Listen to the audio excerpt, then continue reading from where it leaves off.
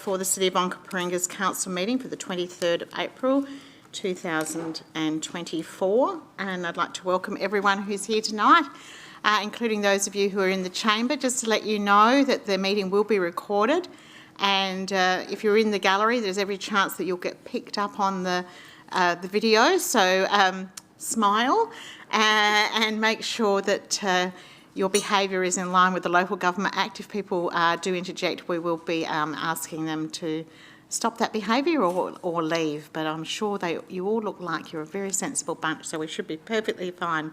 Thank you all for coming. We really do appreciate having a gallery, and we enjoy the opportunity to hear from our community, and later on we'll do that in the meeting.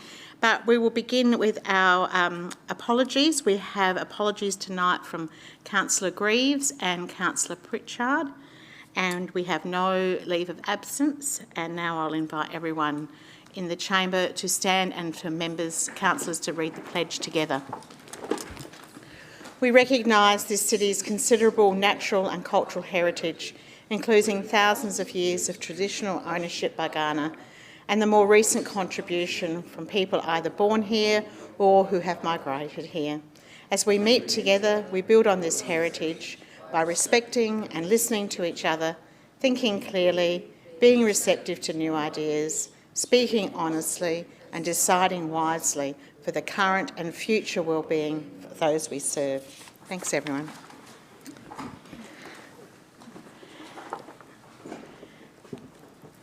And just to confirmation of the minutes, Councillor Themialotis. Moved as written. Thank you very much. Councillor Bell. Happy to second.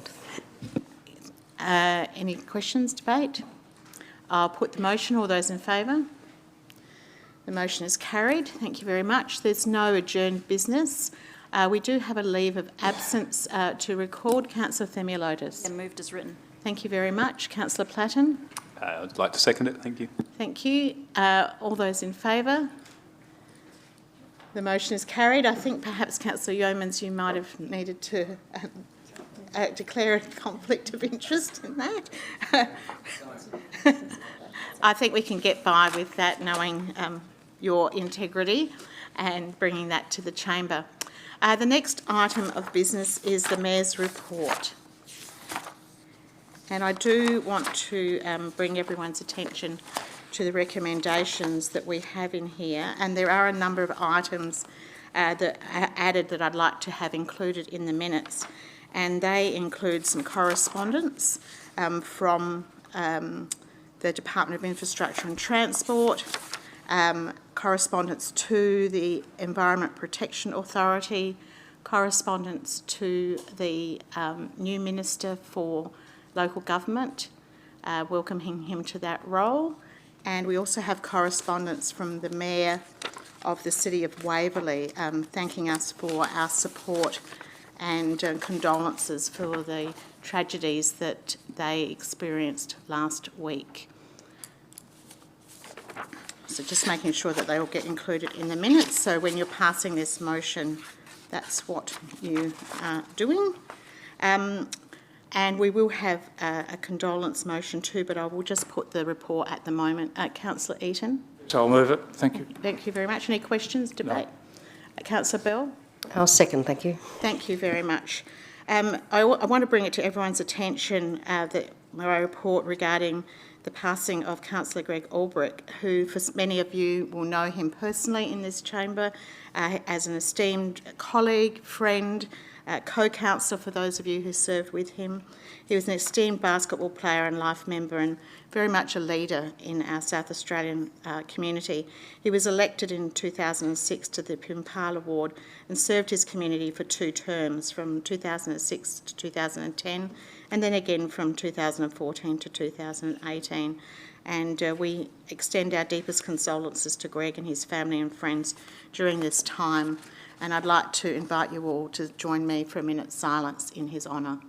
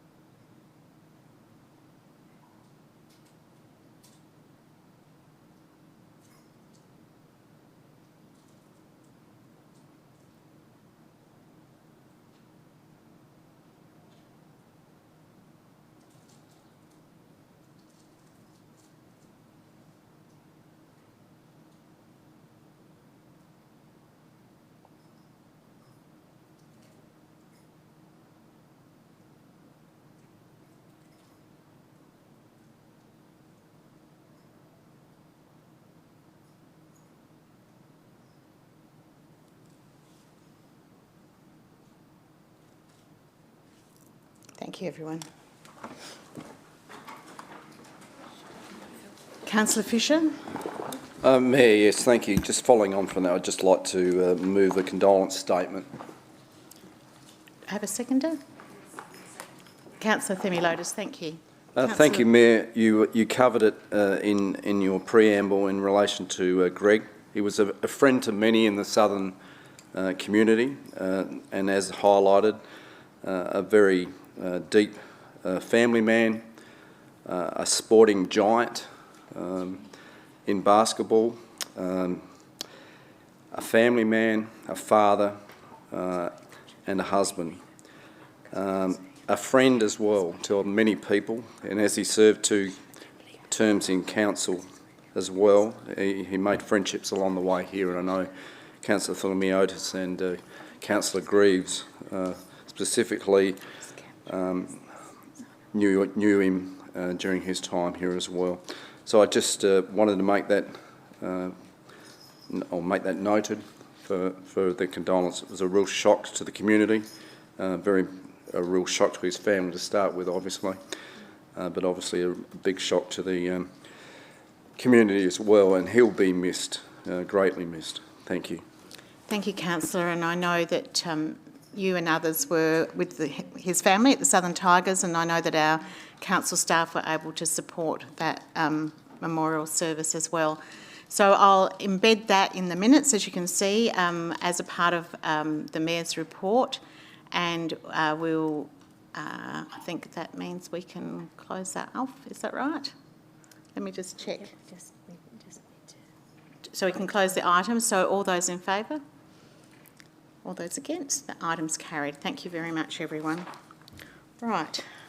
I'm very glad I've got all this support around me here for the technical challenges of council meetings. We have no presentations this evening, but we do have a deputation, and we're very pleased to welcome Graham tonight, Graham BYASS. If you would like to make your way up here to the front. I had a chance just to have a quick hello before our meeting this evening. Graham's making a deputation and is very happy to answer questions from elected members this evening.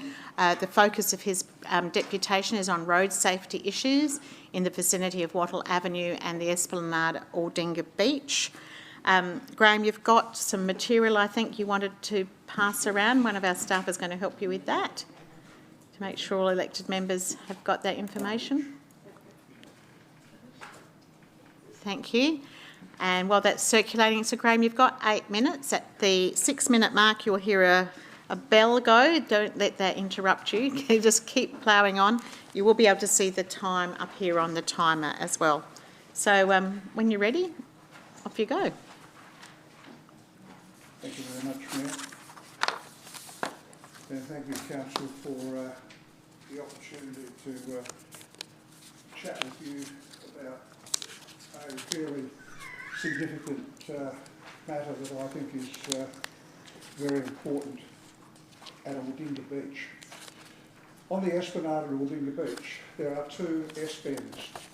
One is the S-bend that runs onto the beach from Morgan Street, and the other one is further south, which eventually takes you to Norman Road.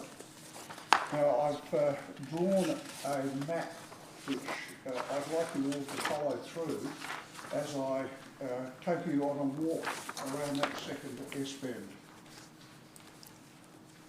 If you're travelling from north to south, you'll come to a bus stop on the left-hand side, which is bus stop 128, which is a very easy bus stop to access. No problems with that bus stop, apart from the fact that it's not paved. It is quite an accessible bus stop.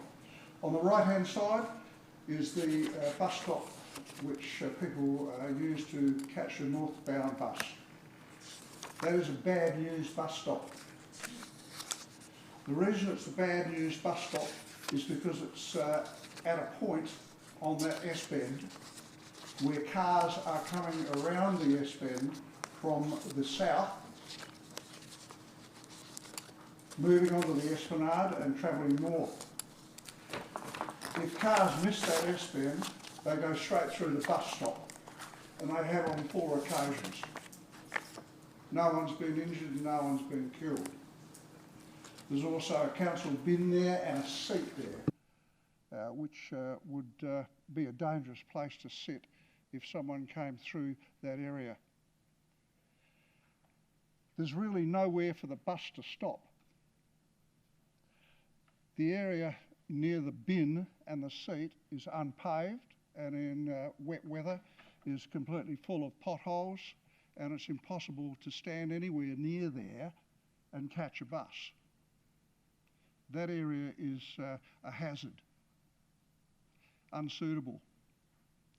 If we follow the S-bend around, you'll note that there on your map that there are a lot of houses marked with the letter H, and each house has a driveway. And if we go around the S-bend, the first thing we see on the left-hand side is a Stobie pole. That Stobie pole is right alongside the road. It's very possible to hit that Stobie pole.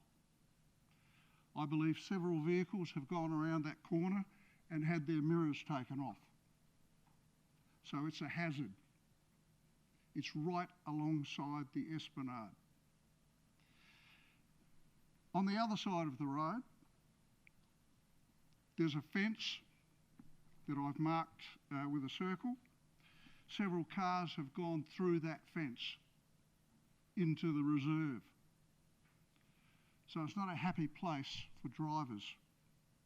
If we continue on around the S-bend, we go past a number of houses that have all got driveways exiting onto the S-bend. Now the shaded area on your map is gravel area where cars can reverse out into the S-bend. That's a bit of a hazard also, because cars come around that corner at a fair rate at some times. Moving further up the S-bend, we come to, on the left-hand side, Wattle Avenue. Now, Wattle Avenue is the first street in that S-bend. And to get into Wattle Avenue, you have to do a left turn off the esplanade. If you do a left turn off the esplanade, there's a very nicely constructed apron with appropriate line markings. And that goes for approximately 5 metres before it meets Wattle Avenue. Wattle Avenue is an unsealed gravel track. It cannot hold 2 cars. One car, if it turns left, has to get up onto the verge and up onto the lawn of the first house that is on the left in Wattle Avenue to let the other car pass. 2 cars cannot pass. A council rubbish truck takes up the entire width of Wattle Avenue. So it's a real hazard, that corner.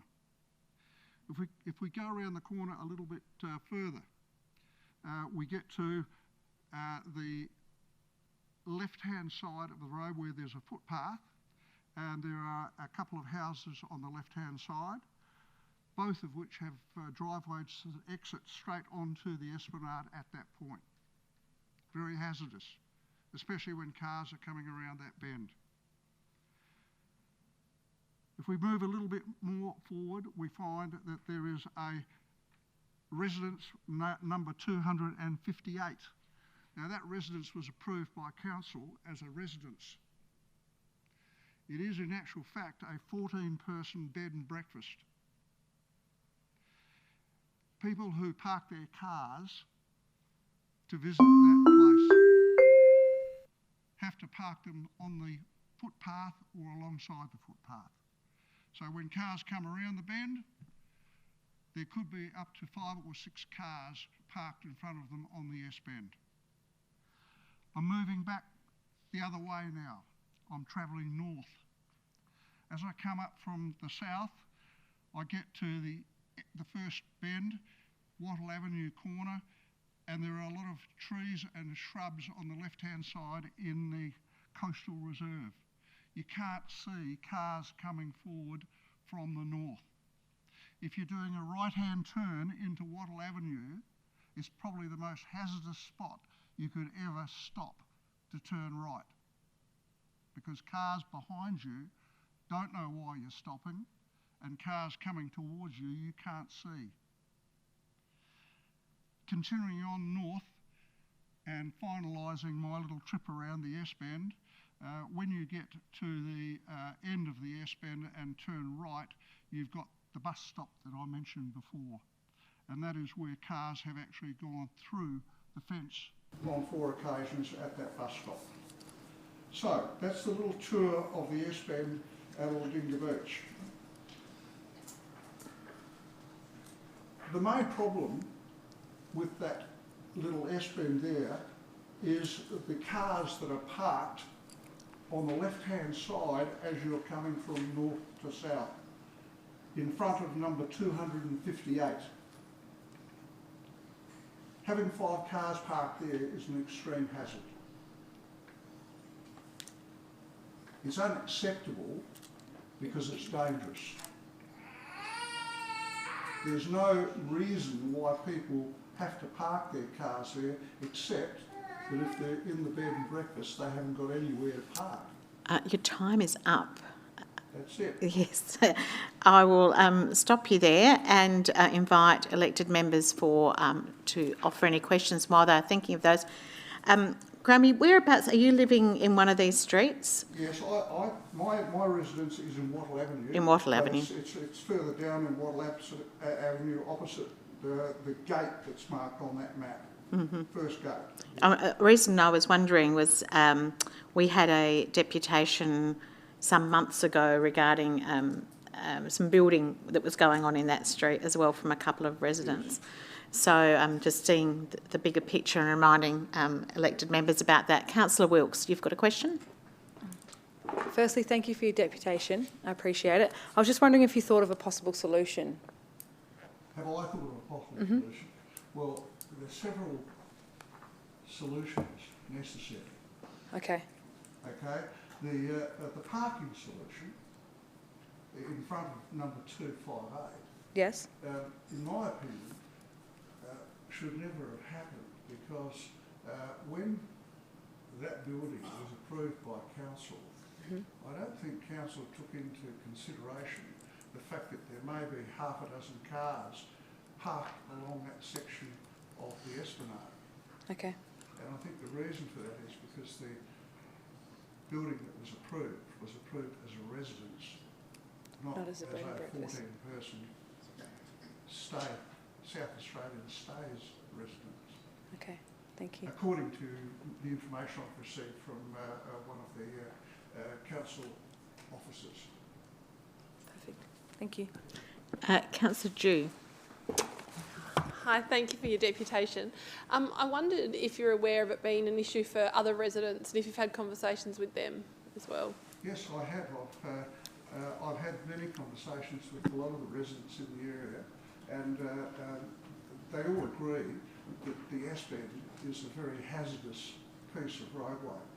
It's only about 250 metres long, but because of the nature of the traffic that uses it, and the nature of what's on the sides of the S-bend, it is a very hazardous area for motor vehicles, pedestrians and cyclists, except during the tour down under, when it is a one-way through. Yes. I might also add that that S-bend was sealed last year. Newly sealed. Councillor YEOMANS? Just a quick question, if I can. Thanks, Graham, for your deputation.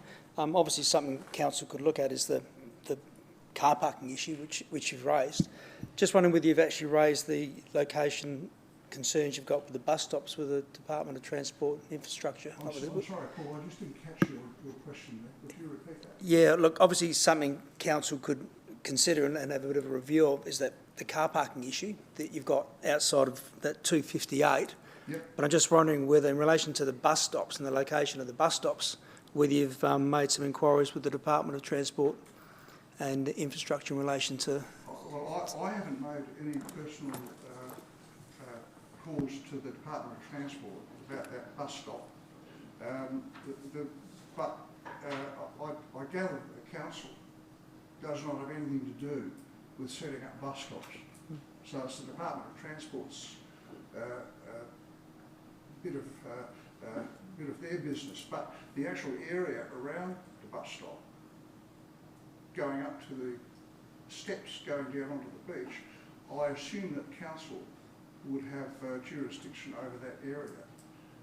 That area is quite a large area. It can fit about 4 cars in there, and cars do park there.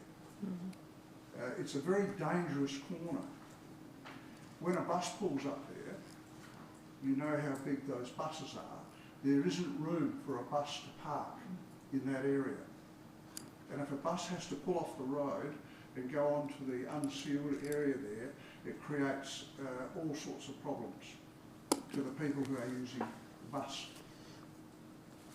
Thank you. Councillor Bill. Thank you, Mayor, and thank you, Graham, for your presentation. I'm not all that clear on what's being requested, I suppose. I wondered if you could further provide some information. For example, is speed an issue in the area? I would say speed was an issue, yes. The speed at which vehicles come around that S-bend on many occasions is quite excessive. It's quite possible for cars to come around that S-bend and almost sideswipe any cars that are parked near number 258. And how long has that problem existed with 258, number 258? Well, I'm assuming that number 258, being a 14-person residence, SA stays, I'm assuming that the people who stay there park their cars out on the side of the esplanade, and because they can't take them inside. Right, and how long has that building been there? 1 year. 1 year, Yes. okay. And the bus stop, how long has that been there, do you think? Since I was a boy. Okay. Probably, yes. Since you were a boy? I don't remember it. That bus stop's been there Just forever. a year. Just another year. I certainly know near that bus stop there is a little bit of parking area. I personally have stopped there many a time, Yes. either on a bicycle or a motorcycle, in fact, just to take in the views. So is that what people are doing often in that spot? At that, Still? you're talking about the little area alongside the bus stop. Yep. Yeah, and where the seat is. Yep. Yeah, well, it'll fit about 5 cars. And on occasion, there have been 5 cars parked there, yes. There's nothing to prevent them from parking there. It's not a no parking area. Okay. But And if a bus happens to come by, it creates a problem. yes. So what discussions have been had so far with council? Have you written to council a number of times? This is the first time I've raised First this time, issue with okay. council, yes. Yeah. Lovely. Okay, thank you. I don't think there's any further questions. I know exactly where you're talking about. I've driven and walked, and I haven't been on a motorcycle down there, but I do know it very, very well. I've had lots of friends who no longer live in Wattle Avenue, which is why I just wanted to be doubly sure. So thank you. Thank you very much for coming to us tonight and bringing this issue to our attention. We appreciate it. Thank you so much.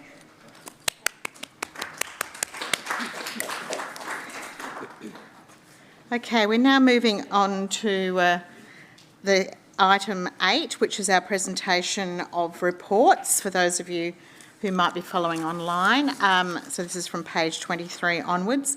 Our first set of minutes is the Special Audit and Risk Committee meeting minutes of the 14th of March. Do I have a mover for that? Councillor sorry, somebody's disappearing. Councillor Eaton. Yes, I'll move it as written. Thank you very much. Councillor Yeomans. Yeah, I have a second. That's Did you either of Councillor Yeomans, do you wish to speak to the item? just very quickly, if I can. The minute's pretty self-explanatory, but just a quick overview was the ARC was briefed by the Director of Corporate. You might recall the 14th of November was a couple of weeks after the elected member session we had in relation to the upcoming budget, and we provided with some information there of without going into some specifics, but it was certainly an outline where the intention was to return to a surplus budget for 24-25. and the staff and the council were identifying opportunities to increase revenue, selling assets that are surplus to requirements, having a renewal on a focus on renewal as opposed to new projects, and looking at debt reduction strategies at the same time. So there was a very good briefing, and a lot of those things have now come about, and you can see them in the draft budget. So no, the minutes were good. Thank you. Thanks, Councillor. Any further questions? Councillor Eaton, did you wish to close? All those in favour? The motion is carried. Thank you, everyone. Item 8.2, the SWARA Authority, the change of the minutes, from November and February. Councillor Platten. Yes, happy to move as written. Thank you. Councillor Bell. Happy to second, thanks, Mayor. No questions, no debate. I'll put the item. All those in favour? The motion is carried. Thank you. The third set of minutes is for the CEO Performance Management Committee of the 9th of April. Councillor Fisher. I'll move the motion. Thank you very much. Do you wish to speak to the item?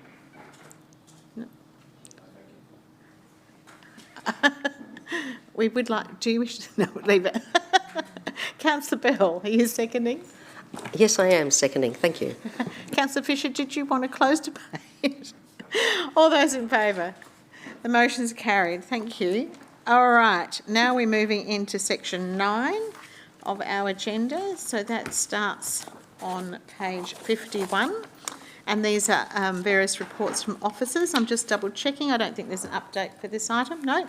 Councillor Wilkes. Yes, can I please, thank you. Excellent. I've just added a point there. Note that council staff will continue to support Southern Stars to secure a permanent home venue. Okay. So I'll just speak briefly. So you're moving the motion? Oh, yes, of course. And you would like to debate? I'll open the... Okay, off you go. Thank you, thank you.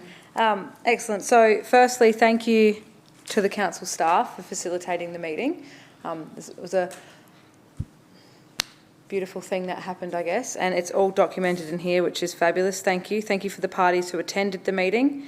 You know, the outcomes from it are as to be expected. It's great to know that another meeting has also taken place with a different stakeholder, so thank you for organising that. I really appreciate it. I've added just this point to the end of this recommendation, that we'll continue to support Southern Stars to secure a permanent home. That is also written in the report here on page 52 for people who are following along online.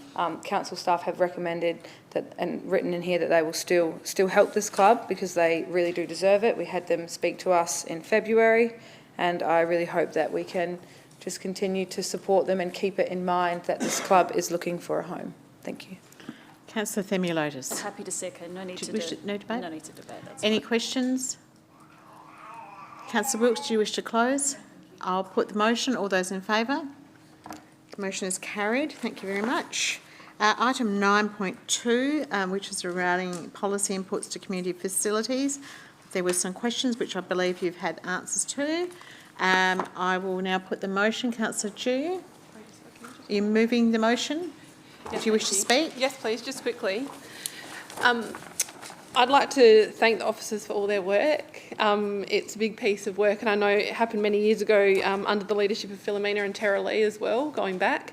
So I'd really like to also acknowledge them and everyone, and particularly you, Mike, who's done a lot of work around this. I really think it's a wonderful opportunity now to have a picture of our community infrastructure that will assist with future planning.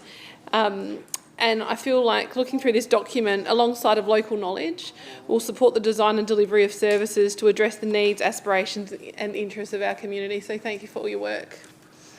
Thank you. Do we have a seconder? Councillor Platten, Happy to second. Thank do you. you wish to speak? No. Any questions? Councillor Wilkes. Speak really briefly. Debate?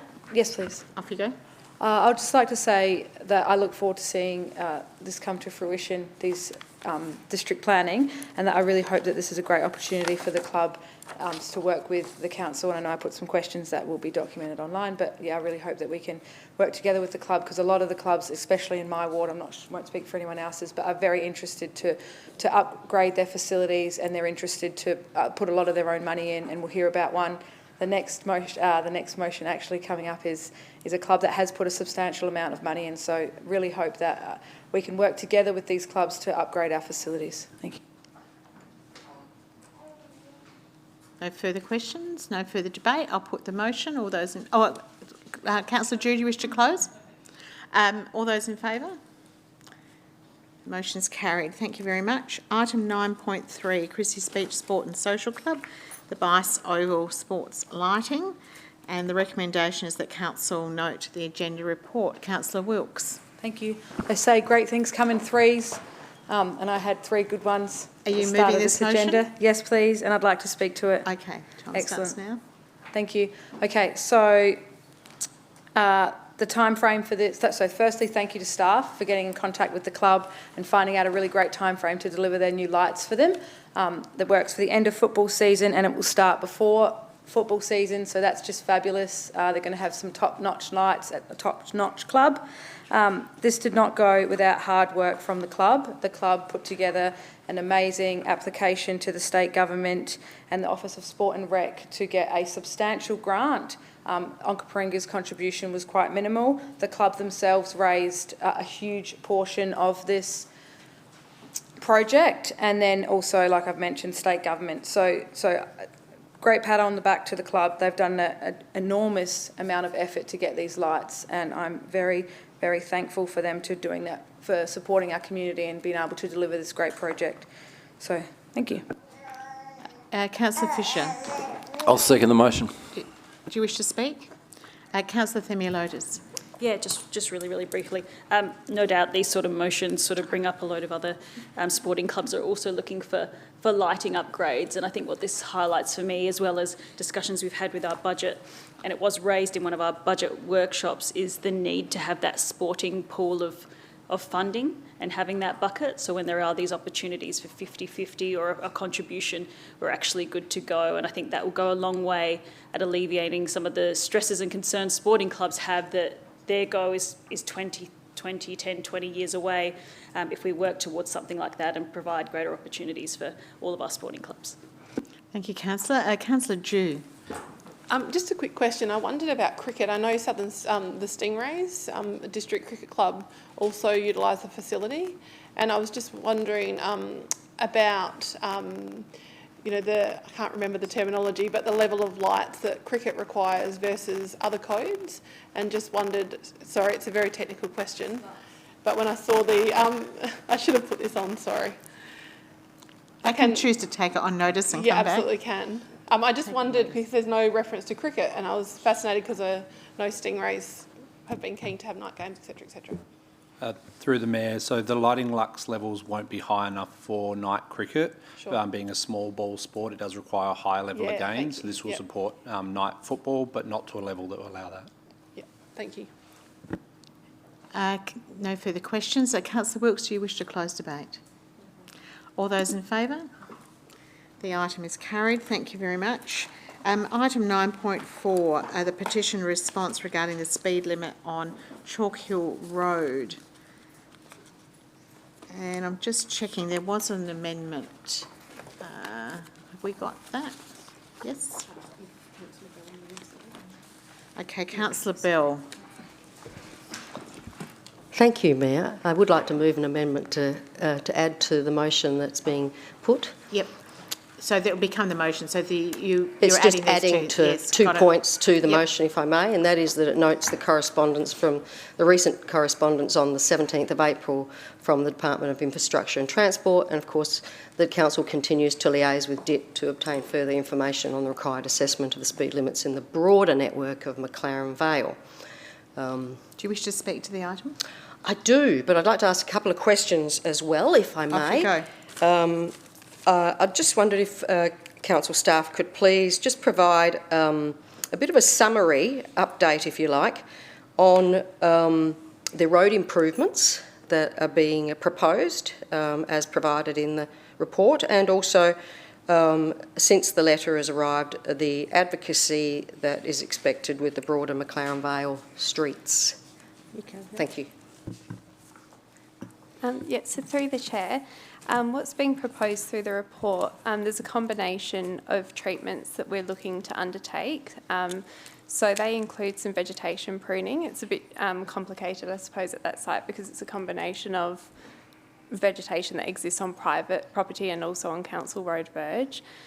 We've also noted that the signage along there is inconsistent and not coherent with Australian standards. So there'll be some signage improvements and hopefully some line marking. The next steps for us, so what we've got back from the Department for Infrastructure and Transport pretty much states that any speed limit review that we would need to do on Chalk Hill Road has to be considered in the broader context of McLaren Vale and more of a network approach. So the next steps for us would include kind of scoping what that looks like with the department. Obviously, it's quite a large network that intersects with a lot of state-managed roads, so kind of targeting where we would need to look as part of that network review. So it's about being certain of how far that scope will go, is that right? So the extent of the work, how much we would be looking to reduce speeds, how many roads we'd be looking to target, and then how that obviously would work in terms of a network perspective with the Victor Harbour Road, Main South Road upgrades and the 21 intersection project that we're doing at the moment. Thank you. That's all questions. I'd just like a very brief debate, if I may. I'd like to acknowledge members in the gallery that are here that actually provided a deputation to us a few months ago, and that's Sue and Donna, and of course Lorna as well. And just wanted to thank you for being here. They're obviously wishing to see this pass, and I hope that it will pass. I just want to acknowledge and thank the staff for the incredible work that's gone into the report. Clearly, following the petition, there's been work also by DIT in highlighting the speeds, and clearly people are speeding in the area. Obviously, in line with not being able to change the speed limit at the moment, there's an effort to try and improve safety for the community. Obviously, the area is well utilised. And as you mentioned, it will particularly improve the signage around the two crests and improving line marking. But you know, the area is obviously well used by tourists, cyclists and walkers in enjoying the beautiful scenery of the area, and obviously accessing many of the wonderful wineries and restaurants in the area. And obviously the concerns about the outer, broader speed limits is a concern for not just the those who visit, but also those who live nearby. Incidentally, interestingly, the community had thought that they might put in a larger petition originally that would include scoping other streets, but decided they might start with one at a time. So we've ended up with essentially looking now, going back to look at that and considering that, obviously, as a council. So I'm very pleased with and note and make reference to the letter that also was provided to all the elected members from DIT for your information, and thank again everybody for their work. The findings are quite extensive and include obviously highlighting the guidelines that are recommended by DIT in terms of rural, remote areas for speed limits, roads that are 60 and at 70 and at 80. And so I just wanted to highlight that. And clearly, under the council network plan, at the moment, this particular road does actually carry more than 1,000 vehicles per day, and it's expected that that may increase in the next few years. That's all I'd like to say. Thank you again for your report. Thank you. Councillor Themiolotis. Happy to second, and Councillor Bell's covered off on everything. Very good. Councillor Wilkes, did you have a question, debate? I have a question. I was just wondering how the speed limit assessment takes place by the state government. When and Through the chair. So we have to formally nominate and request a speed limit review through the department. In making that review, the department consider a range of factors that are outlined in DIT's speed limit guidelines. So it includes things like traffic volumes, any seasonal traffic that may occur on that network, and characteristics of the road, so road width, roadside development, those kind of things. So you can see in the report that if you purely consider driveway density, the road would pass for 70 kilometres per hour, but there's a number of factors that they consider in making that judgment. Okay. And one of them was that it should be considered in the broader range of the whole area, so all of the streets should be considered. I was wondering if there was sort of a time frame placed on that to... Through the chair, we probably need to have more of a discussion with DIT before we can commit to understand what that extent looks like. At the moment, we would be unsure whether we'd be just targeting higher order roads or if we'd be also looking at local roads, and obviously that project extent will vary the timeframe significantly. Okay. For context, I think the work that my team did on the Onkapringa Hills speed limit review took over a year. Okay. So that may be the kind of timeframe that we'd be looking at for something similar. Okay, and timeframes for quick fixes that you've mentioned that you're going to do, like the trimming of the trees and on the actual road itself? Yeah. Through the chair, those timeframes I believe are written within the recommendations and within the report. Yep. Perfect. Thank you so much. Councillor Fisher. Thank you, Mayor. And it's questions. So often we have motions that come before this chamber, and certainly in our time, this chamber's time, it's always about speed. And yes, I'm well aware of how we're governed, if you like, by what the state government has to say through DEEP. But and there's a rationale, a formula that's used to determine the speed limit along a road. But a lot of the time, what it misses is the actual on-the-ground nous or know-how of that particular location. And I'll use probably the Pine Road example. So, Councillor, is this a question or a debate? It's a question. So all I'm saying is, once again, on that occasion said, no, it didn't suit. It stayed at 80, but guess what? It came down to 70 because there was a potential for damage to people. There was all sorts of issues. I see this again. So my question basically is there scope not to rely on DEEP and influence them a little bit more than what we currently do? So we put something to them, they come back and say, nah, item 2, for instance, where there needs to be probably some further discussion about the actual impact upon the community where this road is, you know? Thank you. Through the chair, I can see where you're coming from. The correspondence that we've presented in the report that we've had with DIT has followed discussions that we've had with staff within the department, and obviously we're hoping those conversations will follow. Unfortunately, though, we are governed by DIT's speed limit guidelines, and ultimately the department do make the decisions statewide on setting speed limits.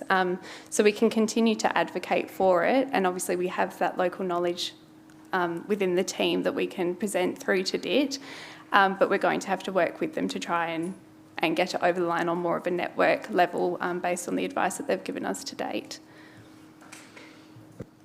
Councillor YEOMANS. Just a quick question, if I can. In relation to Main Road and Kangarilla Road, just a question there. Are you aware of what their plans are in relation to that intersection? And following that, what potential is there to reduce the impact on Chalk Hill Road, please? Through the chair, we haven't had anything formally committed through the department for any upgrades to that intersection, hence the recommendation that we continue to advocate to DIT for an upgrade. What we've noted in the report is at the moment Chalk Hill Road is carrying more than 1,000 vehicles per day, so it is performing a function that's higher than what a typical local rural road would. potentially solutions rather than adjusting speed if we can't get that over the line through the road network plan is looking at more of how that network functions and whether we can divert traffic more through Main Road, Kangarilla Road, Foggo Road to get them up and bypassing the local network and making those main arterial roads more attractive for users. Thank you. Councillor Bill, do you wish to close debate? Thanks. I just wanted to thank my fellow elected members for their debate and their support. Clearly, from the deputation that was previously provided and the letters that you've seen in the report from the community members, obviously that speed is a very big issue. And clearly, I know that council understand that because I know that they're working very hard to try and tackle the safety issue in other ways, which do impact as well, not just speed alone, absolutely. There's obviously been many near misses reported by community, but that we may not ever hear about, or the police may never hear about. But I know that they do occur because they're certainly telling me about that. The community are concerned, obviously, that it'll take a fatality to actually move, sadly, the speed limit down from 80. And I hope that's not the case. But I just want to acknowledge the work that council have done and, again, recognise the members in the gallery, people in the gallery that provided the deputation in support of their community. Thank you. Thanks, Councillor. I'll put the motion. All those in favour? Against? The motion's carried unanimously. Thank you very much. And lovely to see the deputies back in the gallery too. Item 9.5, the jetties. Councillor Platten. Thank you very much, Mayor. I'd like to move the motion if I can. Yes, and do you wish to speak to the motion? Yes, just very briefly to say thank you to staff for putting this report together. The value of jetties, we have one, and in my opinion it's probably the best one. So I'd thank everyone for reading the report. I look forward to it being added to the advocacy plan, and we'll see where it leads. Thank you. Thank you. Councillor Wilkes. Second, please. Do you wish to speak? No, thank you. Any questions? Any further debate? Councillor Platten, do you wish to close? All those in favour? All those against? The motion's carried. 9.6, which is the Council Assessment Panel Terms of Reference, and I'm conscious that Councillor Greaves isn't with us tonight. Councillor Eaton. Yes, I'll certainly move it as written. Thank you. Do you wish to debate? Oh, the only point that I'll make is that our positions as, well, my position will come up in November to be reviewed as the Deputy CAP member, elected member, and members need to be very aware before they take on that role. There's a significant conflict between the Code of Conduct for a CAP member and your role as an elected member and your ability to actually act on behalf of your residents. But certainly move it as it is. Thanks. Thank you, Councillor. Councillor Platten. Happy to second. Do you no wish comment. to speak? Councillor Eaton, anything further to say? I'll put the motion. All those in favour? Against? Motion's carried. Thank you. The next item is the Southern Region Waste Resource Authority Charter Review, and also noting that Councillor Pritchard's not with us this evening. Councillor Platten. Hello. I'm happy to move. Thank you. Do you wish to speak? I do. I have some infamous words from our Councillor Pritchard, who's away at the moment. One major change, addition of a second independent member to the board, which is a good thing. So I just wanted to let him be in the chamber with us tonight, and thank you. Thank you very much. Councillor Fisher. I'll second the motion and nothing to say. Any further questions? I'll put the motion, and unless Councillor Platten, you have some wisdom of your own to share. Okay, we will put the motion. All those in favour? Against? The motion's carried. Item 9.8, this is an opportunity for us to endorse one of our own to be a liaison to the McLaren Vale District's War Memorial Hospital and the KALYRA Advisory Group, Councillor Wilkes. I would love to move, I'd love to move this, please. You wish to speak? I'll just say all the best, Marisa. It's an exciting prospect, actually. It looks really good. I saw there was an update in the, I think it was wasn't the Messenger. The Fluorio Sun, yes. Yep. And Mayor, you made some comments about it, so yeah, I look forward to hearing an update if that would be possible. Councillor Eaton. Yeah, I'll second it. Nothing to say. Thank you. Councillor Wilkes, anything further?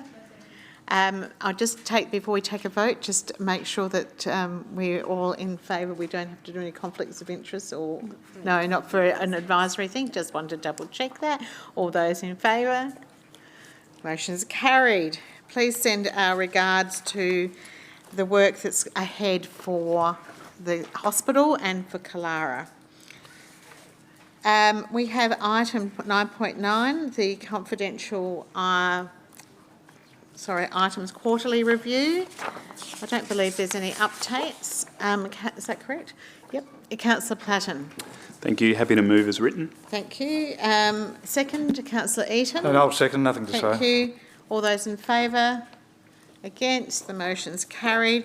Item 9.10, the council and committee reporting schedule, which has had a few little adjustments to it. Councillor Eaton. Move as written. Thank you. Councillor Themialotis. Seconding, thanks. Any questions? Debate? I'll put the motion. All those in favour? Against? The motion's carried. Just to remind everyone, you do need to vote, even on these items, or especially, in fact, on these items. We have section 10 now, which are the questions on notice. All of those have been answered. They are all in your packs if you haven't already seen them. They will also appear fully in the minutes for anyone who's following online. We now move to the section 11, starting on 259. And the first notice of motion is from Councillor Dew, and I'm just checking that she's going to press her buzzer first. Councillor Dew, are you moving this motion? I am moving it, thank you. And would you like to speak to it? I would love to. So, a home is not just a place of shelter, it forms our sense of belonging, agency, identity and safety. Housing impacts our economy, health and overall well-being. It's imperative that we take proactive steps to address housing challenges.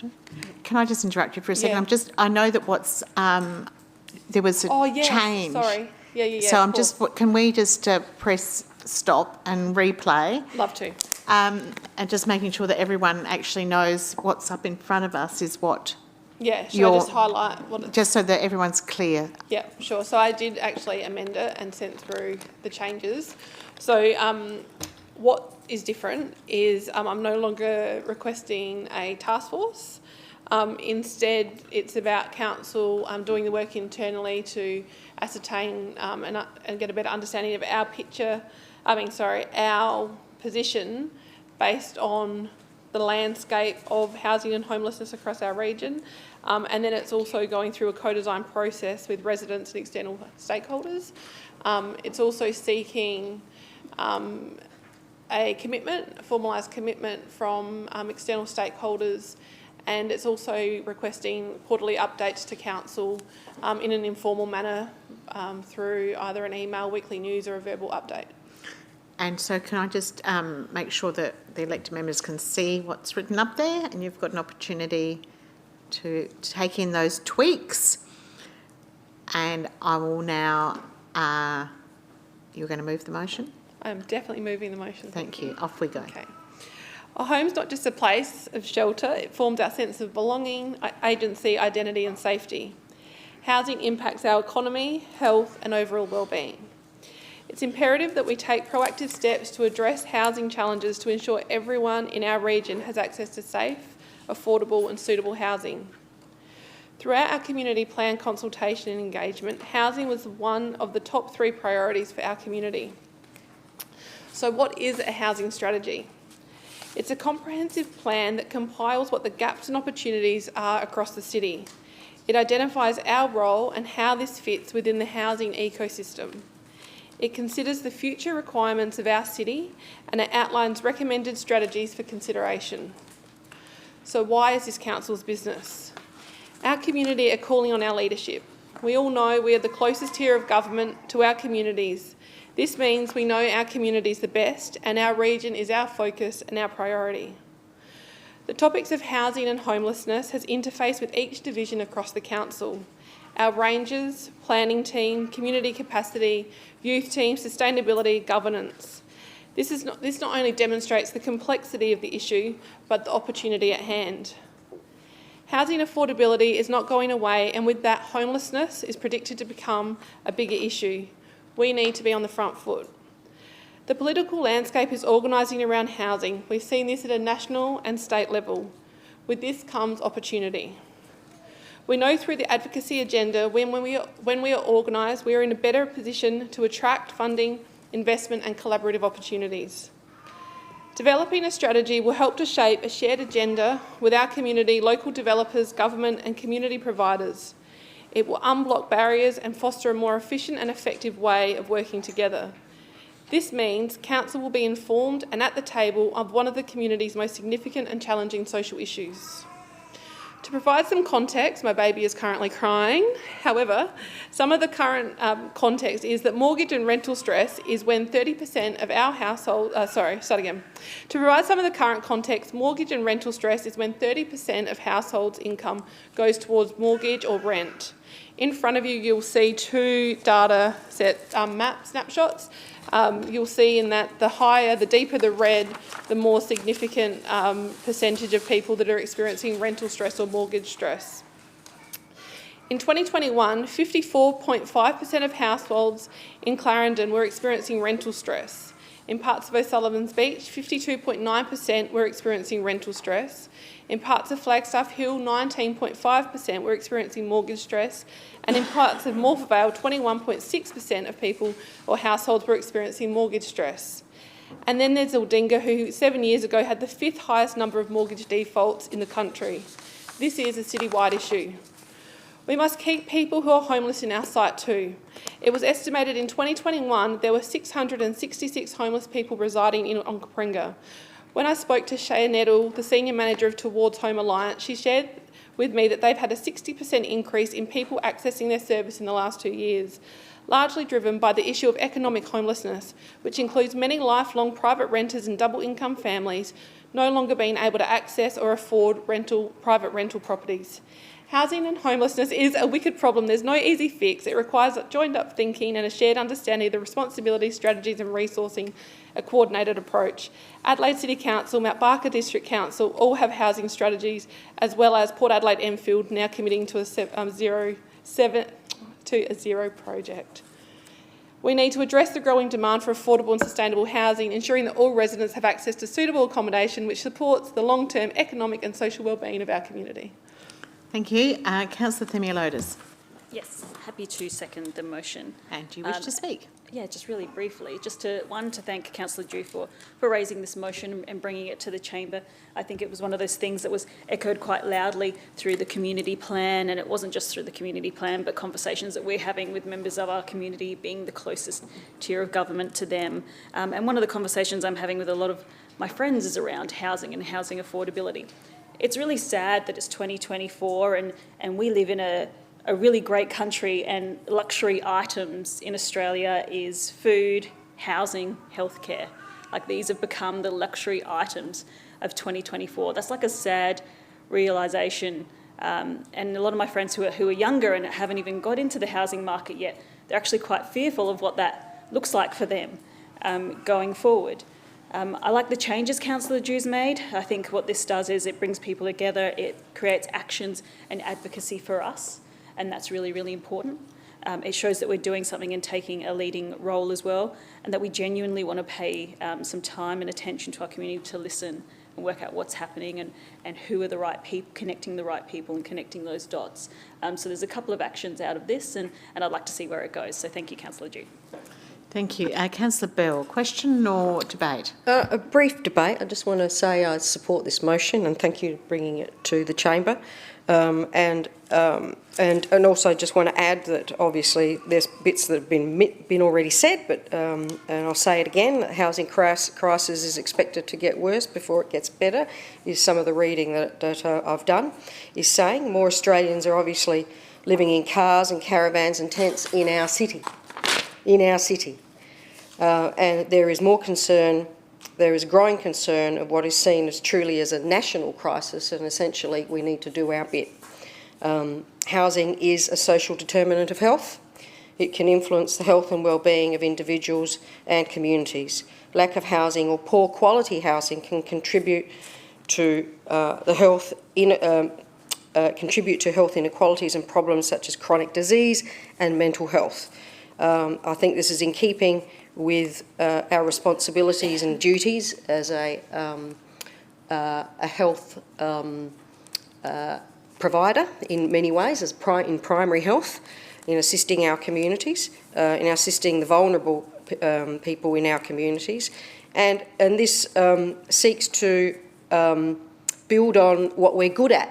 We're good at building partnerships in our community, and I think, and then we can build on further with other councils and the state and federal government, hopefully. So I commend the motion.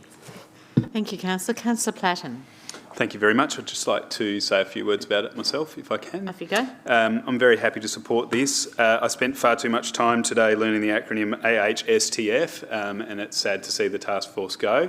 But this is, Councillor Dew spoke to me about it being an advocacy piece, and it certainly is. I'm also a huge advocate for EM sessions, so I look forward to hearing about it. Thank you, Councillor. Councillor Fisher. Yes, Mayor, I also support the motion. I just want to identify the fact that the naysayers or the people that would be negative to comments or what we get involved in as far as a chamber goes. I mean, this is not roads, rubbish, or what's the other one? Roads.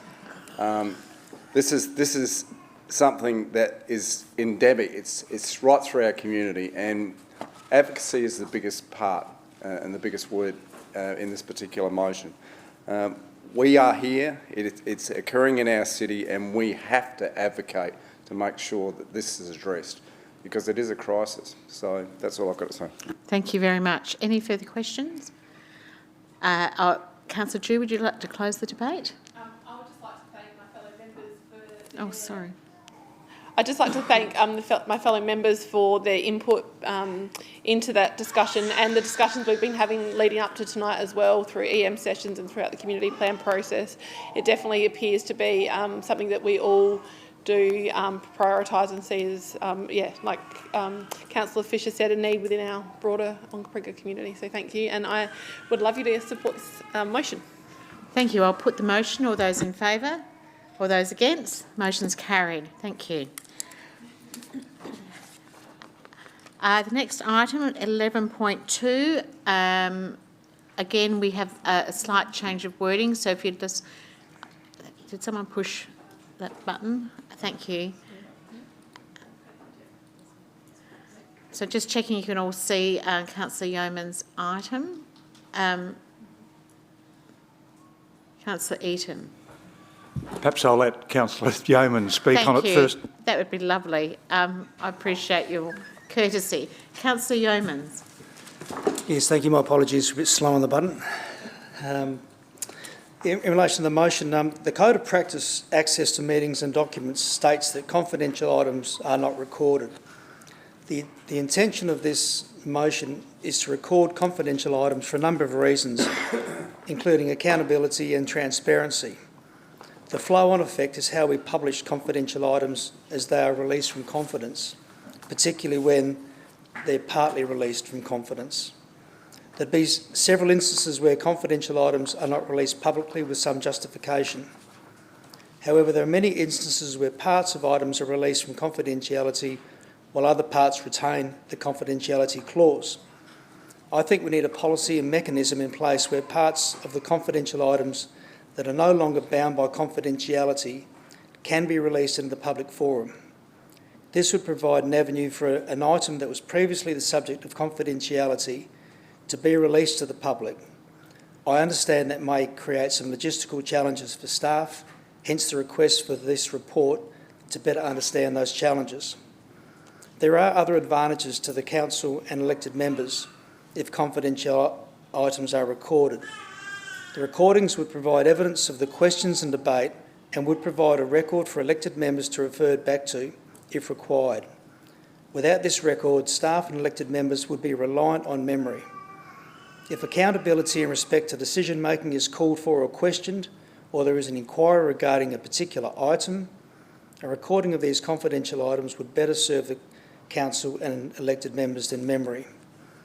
Making policy decisions on the run is not good practice, which is why I've amended the original NOM that simply asks that this policy is amended and confidential items are recorded. Providing an opportunity to consider and develop a policy position and to better understand the logistics of publicly releasing confidential recordings will better inform the Chamber where a decision can be made at a future meeting. Thank you. Thank you. Councillor Eaton, thank you for having your fellow councillors back that's on right. that. I'd certainly support it. One thing that it will do, though, is also give direct evidence of what's stated. So if there's a subsequent Ombudsman's inquiry or Office of Public Integrity inquiry, the evidence is there. Thank you. Thank you. Councillor Bell. Oh. Sorry. No? I was reconsidering at the moment. Do you want to... Do you wish to ask a question? Ask a question if you feel free to. Would you like... Ask a question of staff. Yes, go ahead. Is there someone here who can help with that? Yes, there is. Ask away. Thank you. I think I've got two questions.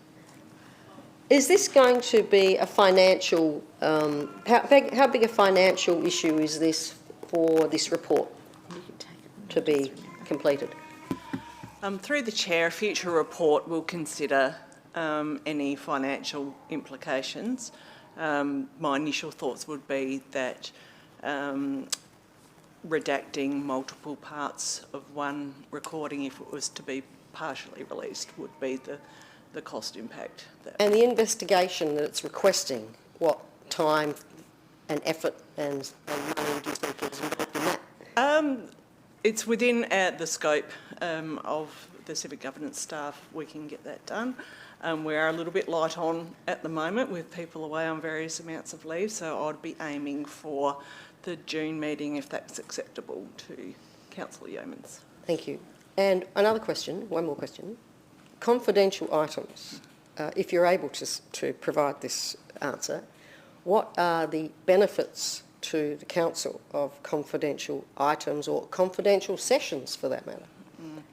So through the Chair, I guess the benefits for Council are that it minimises our risk of potential legal action. For instance, if there were commercial entities involved, if there are investigations that the other agencies have determined need to be provided in confidence. So there are certainly some benefits, but as Councillor YEOMANS has pointed out, there can be some detriment as well. But we don't take putting items in confidence lightly. It's certainly our preference to have as much out in the public as possible, but there are instances where we must. Thank you. No further questions. Councillor Fisher. Debate. Off you go. Look, I'm all for transparency. What was touched on just by staff a minute ago, just in relation to how far do you draw the line. So it is obvious to me that there are some things that must be excluded. So if you're talking about commercial contracts, for instance, where it might be the difference between one particular organisation and getting the job or someone else, then it's something that's been set in concrete, if you like, for a long time. Having said that, my question is about how we protect or how we quarantine those particular parts. So that there needs to be the question I'd say, would there need to be a policy that articulates the things that should be and those that shouldn't? Through the Chair, not necessarily a policy, because the provisions of the Local Government Act are quite clear in what should be dealt with in confidence and what shouldn't. And then it is the role of the elected members to consider those recommendations when we present those reports. It's all right. So I understand the circumstances where it might be used, so for instance within chamber, but is there scope for, say, our EM meetings, for instance?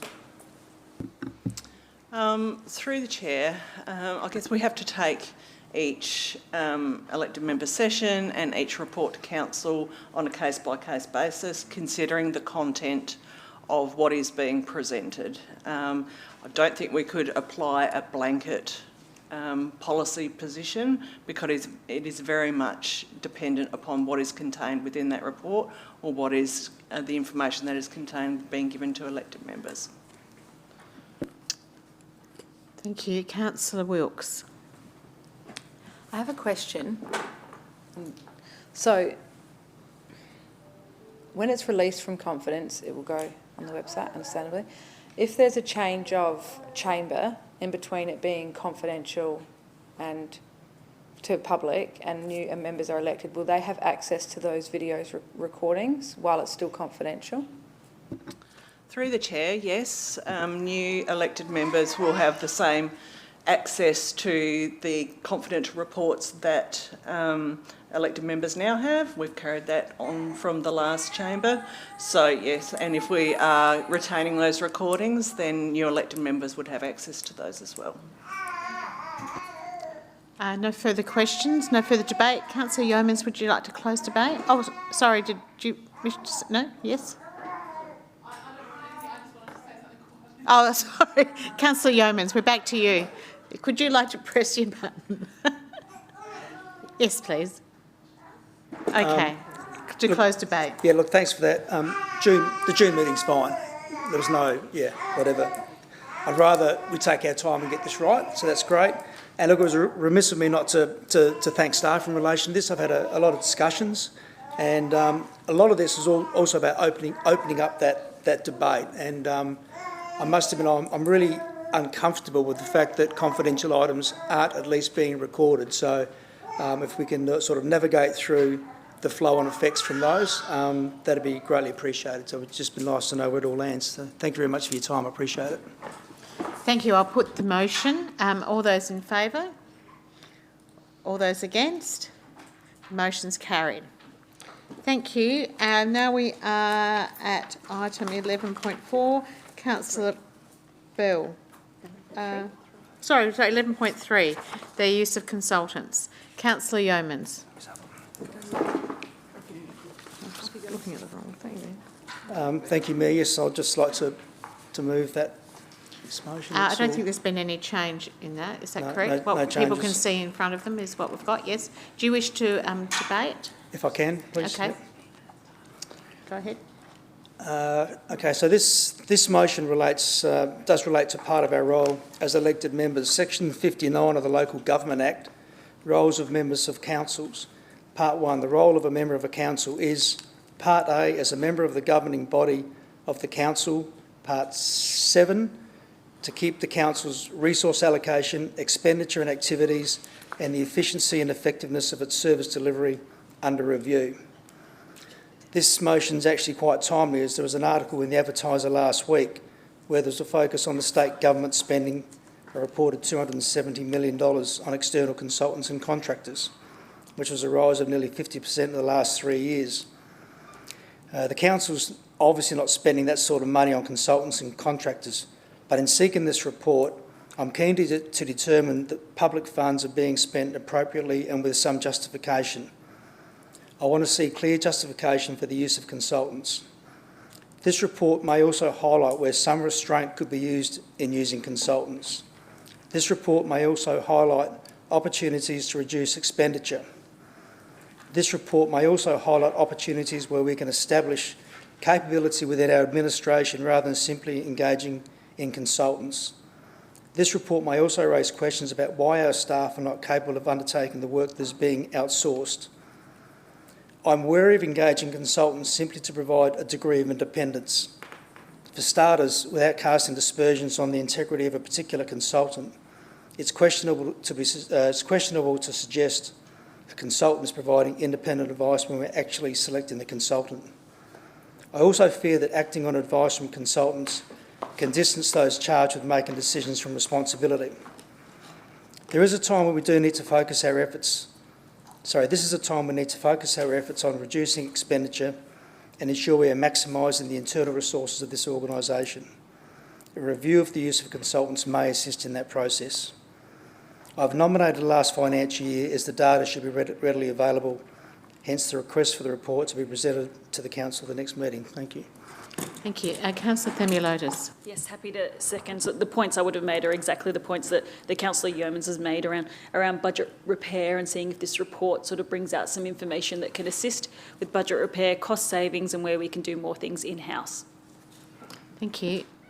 Councillor Fisher. Debate. Go ahead. One of the last dot points that Councillor Yeomans touched upon was about the using internal expertise as opposed to going to consultancy. I'm going to test governance here, but I wonder if they're indulgent, we could add that as the mover and the seconder of that, if we could include that, stating that Council considers in the first instance whether they have the expertise to do the particular work that we would send out to a consultant. So can I just clarify? Sense? Not quite.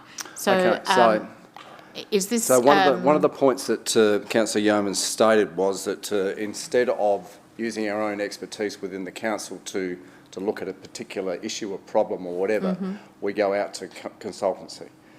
Okay, so yes. What I'm suggesting is if it's supported, and as I said, testing governance here, with the motion, if we added the dot point that actually spells that out, that in the first instance, when we're faced with an issue, that we consider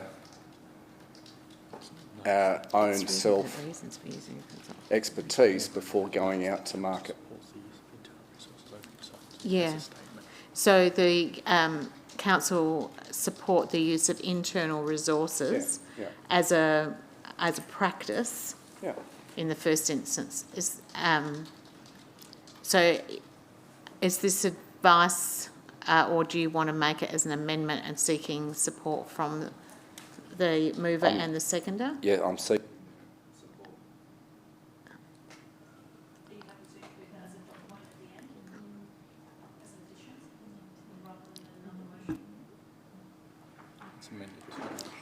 Yes. Sorry, Councillor. Oh, sorry. Appreciate what you're saying. My question, I guess what I'm after is some data to fill in a report that covers off on those. So could the data piece identify capacity for internal resource use? I'm just going to check with the CEO. He might be able to help me here. I think if I'm interpreting Councillor Fisher's intention right, what we're looking to do is Councillor Yeoman's notice of motion stands as it is. It's an amendment to the motion to make a statement from the council that it supports the use of internal staff capability as a first port of call before the use of or engaging external consultants as a statement rather than anything different to the motion itself. We good? Are everyone happy with that? So we're going to move this current motion and then we have a new one essentially. Is that right? Is that what you mean? Can we have an amended motion? Can we have it as amended to this? So you want to move an amendment, including that last comment? Yeah. Okay, so then... All right, we'll do it that way. Yeah. Okay, so we're going to add this in as an amendment. So I'll put the amended motion first. No, so we don't want to do that? Tweaking the motion, or is that an actual amendment? It's an amendment. An amendment. So Nick Fisher, if he wants to add it in, will have to move an amendment. Yes. And include that and that. Okay. And then we have a seconder of that. So Councillor Fisher, you're moving this as an amendment, correct? And do we have a seconder for that amendment? Yes, we do. Councillor Platten. Anyone wish to debate that? No is the answer. That's good. Yep. Yep, that's right. Yeah. I'll just check with Councillor Yeomans and Councillor Fisher and Councillor Themialodes. Are you satisfied that's what the meaning, what you currently see before you?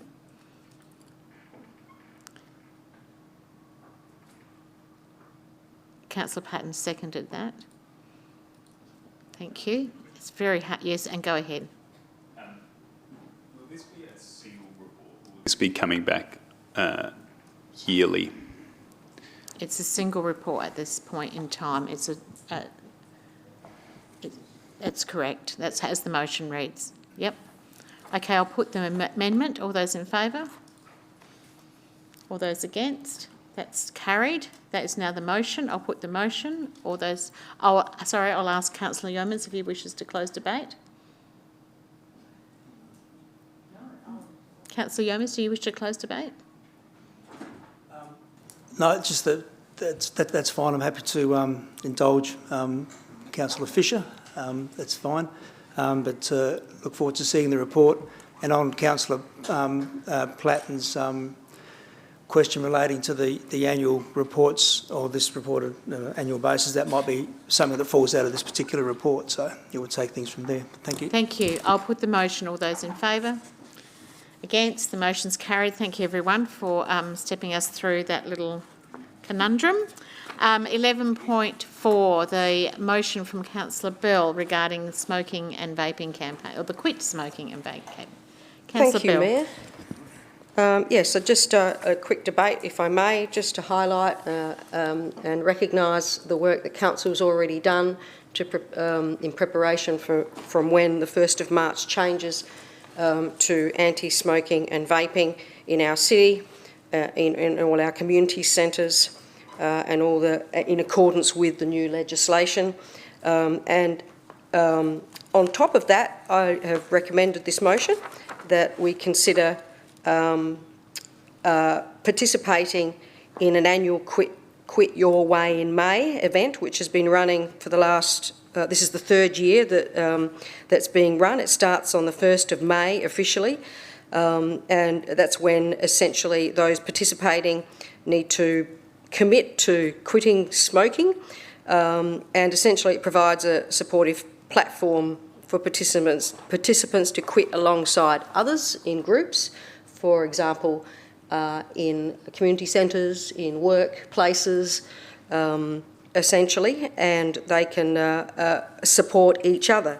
The event is, as I mentioned, in its 3rd year. It's supported by the Heart Foundation, the Australian Medical Association, of course, is initiated by the South Australian Government.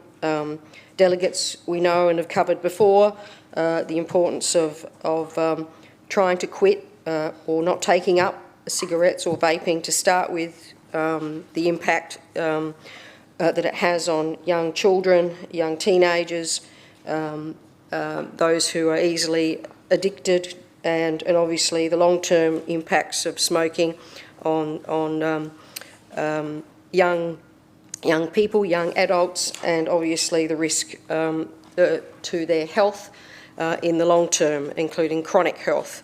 And I think it's our responsibility to do as much as we can. It's just something small that we can add to our advertising and education to our community, including considering it part of our policy, possibly for the council staff. Thank you. Councillor Stafford. Yes, I'd just like to second the motion and speak to it quickly. Go ahead. So just before the meeting, I was actually talking to Melissa. Australia recently just had its biggest ever seizure of illegal vapes, about $15 million worth, which I think kind of speaks to the importance of this motion, because it shows that it's not just a legality issue. There's a market for these vapes, whether they're legal or not, so it's really about changing hearts and minds. And as a younger fella who can see that there's a difference in stigma between vapes and cigarettes, I think I think education and campaigns such as this are very important, especially in the younger community. So I give full support to the motion. Thank you. Any questions? No further debate. I'll put the Councillor Bell, do you wish to close? I'll put the motion. All those in favour? All those against? The motion's carried unanimously. We now have item 11.5 regarding questions from the gallery. I don't believe there's any changes to this one. Councillor Dew. I'd like to move the motion, please. Thank you. And debate? Yeah, I've got something short. I just wanted to bring to your attention that this motion to me is about increasing opportunities for democracy and participation within our chamber. And it may have made you gasp when you saw it. But I can assure you that along the east coast of Australia, this is quite normal to happen within a chamber. And what I'm asking is that council go away, staff go away and provide a report to give us, I guess, an informed position and understanding so we can weigh up the benefits but also the risks and make an informed decision around if we feel that this would be of benefit to our region. I've already sort of touched on it, but allowing questions from the gallery during council meetings is an opportunity for further fostering democratic participation, transparency, accountability and community engagement in our local governance. Has the opportunity to lead to more responsive and informed decision making, ultimately benefiting both our council and our community. So I'd like to see your support. Thank you. Councillor Themialotis.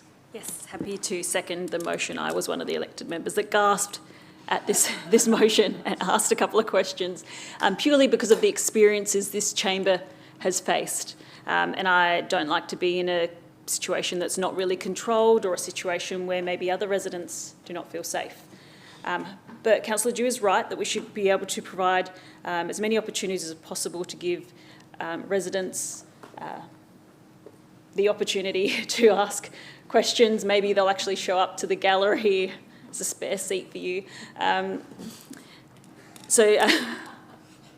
Losing my train of thought. But giving residents as many opportunities to have their say, especially when giving a deputation can seem very daunting. Having those one-pop little questions might be a little bit easier for residents. This is just a report coming back that'll give us more information, so I welcome the report. Thank you, Councillor. Councillor Fisher. Debate again, sorry. Go ahead. Look, I'm all for transparency. I think I've said that once already tonight. In the report that comes back that's asked for, I support the motion. However, there needs to be an emphasis on the real risk of accommodating this particular motion. I know there's cost involved. You know, for instance, just positional. You know, which way we face when people are asking us questions. For instance, it's not really polite to have your backs to them. So there'd have to be some sort of reconfiguration of the chamber, from what I can work out. But simply yes, and what Councillor Themialotis touched upon is in recent history. How would we have been if we had allowed those 200 people their say on that particular night? But I'll go back to what I said to start with. I'm all for transparency and democracy, but it needs to be controlled, and it's not a free-for-all. It's you have an ability to question your councillors, but not to the detriment of those councillors, the council and all those others present. That's why we have laws to get rid of people in chambers and parliaments and things like that. Thank you. Thank you, Councillor. Councillor Bell. Yes, thank you. Just a short debate. I too was aghast as this thought because of what we'd experienced and what's been mentioned by Councillor Themialotis and Councillor Fisher. I think we're the most accessible elected members in the country. Anyone can ring me, as they did 4 times today. So, you know, the other state elected members, as in SA government and federal government MPs, are not accessible the way we are. But I'm all for transparency and for at least having, being seen to be considering it is really important. But this is a workplace, and I don't think we should be interrupted in that. I think we can be observed, and certainly where there already is opportunity to provide presentations and deputations. But I'm all for at least considering it. Thank you. Thank you. Councillor Platten. Thank you. Just a quick debate. I think I ran on a platform of transparency at the last election. I have a vision of how this would work. I wasn't aghast. In fact, I thought this might make my life better. I might get less phone calls. If this worked like a question on notice. So if the member of the public, was able to put a question to the mayor, just like they do with the deputation, the staff were then able to be informed about what that question was, have the information in front of them, and then those people could come and listen to that question being answered, I thought would work particularly well. So I certainly support it, and I really look forward to the report coming and seeing the fors and against and risks. Thank you. Any further questions, debate? I'll hand back to you, Councillor Dew. I just wanted to share that a couple of things. So thank you. I'm using this as your closing debate. Yeah. Yes. Councillor Platten just raised what I had seen as a theme throughout the East Coast is where it was pre-submitted and then the Mayor would read it out on behalf of those individual members of the gallery. But what I was also intrigued by, because as you would know, I am a little bit curious about things at times and ask lots of questions, I was really intrigued by what are the strengths of this and can this actually add value to our meetings, and that's probably where this originated for me. So I look forward to seeing the report. I have no intention of being yes or no, but I'd really like to see the report. So for that, I hope you vote in favour. Thank you. I will put the motion. All those in favour? All those against? The motion's carried. We now have item 12.1, the petition for proposed changes on the dog on leash at Christie's Beach. Councillor Wilkes. Yes, I'd like to move as written, please. And would you like to debate? Yeah, I'd have a quick say. So I definitely think this will be a great inclusion to the community engagement feedback report, this petition. I spoke in length with the head petitioner. He has done some extensive groundwork, actually getting on site at the beach. I won't say hanging out, because talking to people, because he has been getting signatures, and a considerable amount of people are against what was proposed. So I think it's great that this is going to be included, and I look forward to seeing it come to the meeting in July. Thank you. Councillor Platten. Yes, I'd like to second it and just quickly speak to it. Okay, go. If I can. I mirror Councillor Wilkes' thoughts on it. I've had a large amount of people come to me very concerned about proposed changes to dogs on leash at Christie's Beach and Port Noarlunga, and so I'm very glad that this will be included as part of the community engagement. Thank you. Thank you. Any further questions? No debate. Councillor Wilkes, do you wish to close? I'll put the motion. All those in favour? All those against? The motion's carried. Thank you, everyone. We now have an item of urgent business, and can we just grab that up? Thank you very much. Councillor Themialotis. Yes, elected members, I'm going to debate as you read the urgent item of business. It's urgent purely because of timing. Elected members, what I'm basically asking the Mayor to do is to write to the federal member for Kingston, because she is the Minister for Families and Communities, Amanda Rishworth, requesting federal funding for Southern Volunteering to be reinstated for 5 years so they can continue providing for our southern suburbs community. Southern Volunteering have put in a budget bid for this request, so this letter is just enhancing their request. So that's why hopefully you will support doing this. You will be reminded that we did actually do this before, and they had an increase of an additional 12 months by Amanda through the previous budget, which took them forward, but now they're actually requesting for the next 5 years some ongoing support for Southern Volunteering.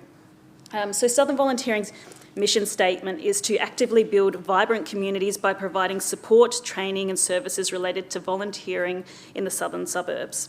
So as part of their snapshot, they've provided 2,000, part of their 22-23 snapshot, I should say, they have provided 2,211 individuals in the southern suburbs with volunteering opportunities in our area, and also 386 people under the age of 25 in the southern suburbs volunteering opportunities.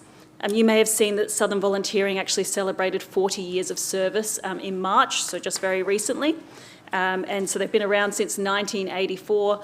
They're very much embedded in our community there in Christie's Beach. And one thing I do know is that when we do lose these vital services that our community rely upon, we lose that expertise, we lose that knowledge, and we lose that experience as well. And we've got to keep fighting for those services in our community, especially now more than ever when I'm hearing across the board, not just through sporting clubs but other community groups and associations, the need for volunteering. And if you follow Southern Volunteering on their Facebook page, you'll see a number of our groups. I think I saw Christie's football club up there recently, and them advertising for volunteering for someone to be on their board. So it's not just volunteering just in the capacity of different businesses. They can actually help a bit lower down for councils with our sporting clubs, our associations and our groups that are seeking volunteers or desperately seeking volunteers. So I would hope you support the Mayor in writing this quite urgent letter to Amanda Ishworth seeking some advocacy on behalf of Southern Volunteering. Thank you. Councillor Platten. Thank you. I'm more than happy to second the motion. Do you wish to speak to the item? Just to say that I am always an advocate for the Mayor writing a letter, especially when it's about something as important as Southern Volunteering. I refer to the lack of volunteers in our community and the ability for Southern Volunteering to place volunteers in organisations in need. And so I think it would be an absolute loss for the Onkaparinga region, and I think it should be supported. Thank you. Councillor Fisher. Go ahead. Debate, Mayor. No, I support the recommendation and basically say hear what was said previously. Thank you. Councillor Themilotis, do you wish to close? I'll put the item. All those in favour? All those against? The item carried unanimously. We are now at the confidential items for tonight. So we need to have a mover to exclude the public. Councillor Platten. Yes, I'd like to move it. Councillor Themilotis. Happy to second. All those in favour? All those against? The motion's carried. Can we have the chamber cleared of those who do not need to be here?